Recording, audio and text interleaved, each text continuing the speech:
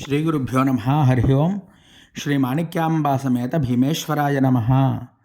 మరి భీమఖండాన్ని పురస్కరించుకొని మన నక్షత్ర పాదలింగాలు 108 కూడా మనం చక్కగా మన ఛానల్లో అయితే చూపించడం జరుగుతోందండి.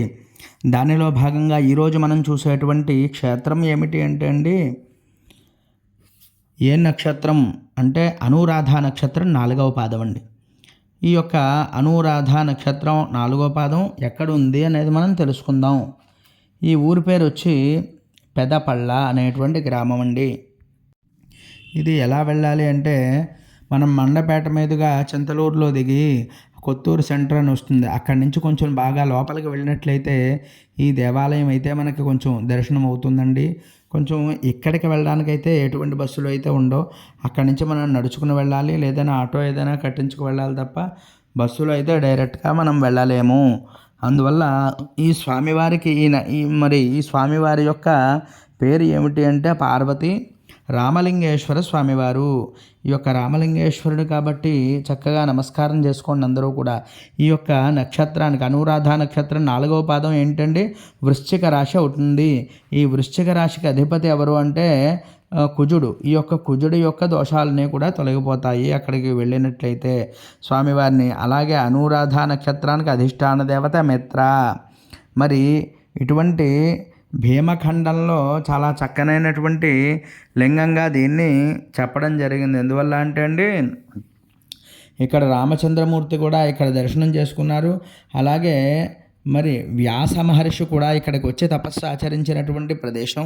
అంతేకాకుండా వ్యాసుడు కూడా ఈ యొక్క రామలింగేశ్వరుణ్ణి చక్కగా అర్చన చేసుకున్నట్టు పార్వతీదేవిని కూడా ఇక్కడ చేసుకుని ఇష్టకాంతని దర్శనం చేసుకుని ఇక్కడికి రామలింగేశ్వర స్వామి దగ్గరికి వచ్చి చక్కగా పృథ్వీశ్వర లింగాన్ని దర్శనం చేసుకుని చక్కగా స్వామివారికి మరి బిల్వపత్రార్చన అది చేసుకుని నమస్కారం చేసుకుని తపస్సు ఇక్కడ కూడా చేసినట్టుగా ఆధారాలు మనకి చెప్పబడ్డాయి. అటువంటి గొప్ప క్షేత్రం ఏదండి మనకి పెదపళ్ళ క్షేత్రం. ఈ పెదపళ్ళలో రామలింగేశ్వరుని ఎవరైతే మరి కార్తీక మాసంలో సేవించినట్లయితే ఇంకా విశేషమైనటువంటి ఫలితం. మన జన్మ నక్షత్రం రోజు కనుకను మరి స్వామివారిని ఒక్కసారి దర్శనం చేసుకున్నా, అలాగే అర్చన చేసుకున్నా, అభిషేకం చేసుకున్నా కూడా మనకి చాలా విశేషమైనటువంటి ఫలితం అయితే కలుగుతుంది. మరి అటువంటి లింగాన్ని మీకు నేనైతే దర్శనం చేయిస్తున్నాను. అందరూ కూడా చూసి ధరించగలరు. ఎందువల్ల అంటే ఈ యొక్క నక్షత్ర పాదలింగాలు మనకు 108లో భాగంగా మరి మన నక్షత్రాలు ఒకటి వెనక ముందు అవుతూ ఉంటాయో పాదాలు. అందరూ కూడా తప్పక అన్ని పాదాలు కూడా దర్శనం చేసుకోండి. ఎందువల్ల అంటే ఆ నక్షత్రం సంపూర్ణం అవ్వాలి అంటే 4 పాదాలు మనం దర్శనం చేసుకుంటేనే సంపూర్ణ నక్షత్రం. మన పాదం ఒకటి చూడాలంటే ఒకటి చూస్తే సరిపోతుంది. కానీ మనం అన్నీ చూసినట్లయితే మనకి ఇంకా విశేషమైనటువంటి ఫలితం కలుగుతుంది.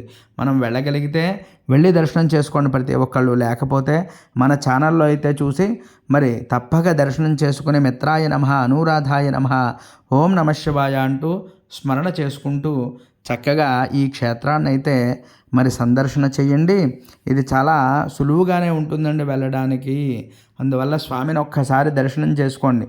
ఓం నమః శివాయ అంటూ స్మరణ చేసుకోండి. మన ఛానల్ ఇంకా ఎవరైనా సబ్స్క్రైబ్ చేయకపోతే సబ్స్క్రైబ్ చేయండి. అలాగే ఈ వీడియో మీకు నచ్చినట్లయితే లైక్ చేయండి, కామెంట్ చేయండి. ఎవరికైనా ఉపయోగపడుతుంది అంటే తప్పక అందరికీ పంపించండి.